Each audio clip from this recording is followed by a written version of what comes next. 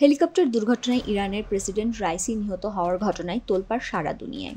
এই দুর্ঘটনার নেপথ্যে কারণ কি তা নিয়ে চলছে নানা আলোচনা। প্রাথমিক কারণ হিসাবে বৈরী আবহাওয়ার বিষয়টি সামনে এসেছে। এ নিয়ে একটি রিপোর্ট প্রকাশ করেছে আল জাজিরা। এতে বলা হয়েছে, বেল ২১২ হেলিকপ্টারটি প্রেসিডেন্ট রাইসিকে বহন করছিলেন।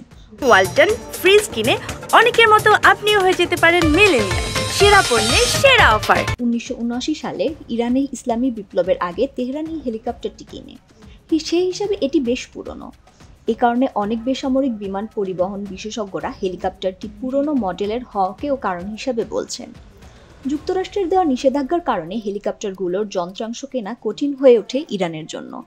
অবশ্য এসব সচল রাখার জন্য চোরাপথে কিছু যন্ত্রাংশ এনে রাখে তেহরান, তবে তা যৎসামান্য।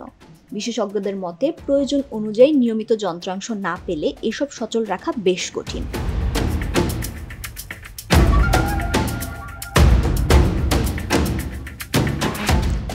রাইসিকে বহনকারী হেলিকপ্টার বিধ্বস্তের কারণ সম্পর্কে ইউরোপীয় ইউনিয়ন এভিয়েশন সেফটি এজেন্সি ইএএসএ বলেছে, উঁচু পার্বত্য এলাকা ও গভীর উপত্যকার উপর দিয়ে উড়ে যাওয়ার সময় পাইলট বিভ্রান্ত হতে পারেন।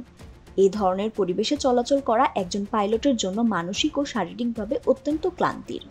গভীর উপত্যকায় বাতাসের গতি ও দিক আচমকা অপ্রত্যাশিতভাবে পাল্টে যেতে পারে। এই কারণে বাতাসের গতি উল্লেখ করার মতো ওঠানামা করে। এতে করে অনেক সময় হেলিকপ্টারের উপর নিয়ন্ত্রণ হারাতে পারেন পাইলট। এছাড়া এসব জায়গা দিয়ে চলাচলের সময় কুয়াশা অত্যন্ত বিপজ্জনক একটি বিষয়। কাইল বেইলি নামক একজন বেসামরিক বিমান পরিবহন বিশেষজ্ঞ আল জাজিরাকে বলেন, আকাশে থাকতে যান্ত্রিক সমস্যার মুখে পড়লে পাইলটের প্রথম কাজ হেলিকপ্টার আকাশে ভাসিয়ে রাখা, এরপর সহায়তার জন্য যোগাযোগের চেষ্টা করা।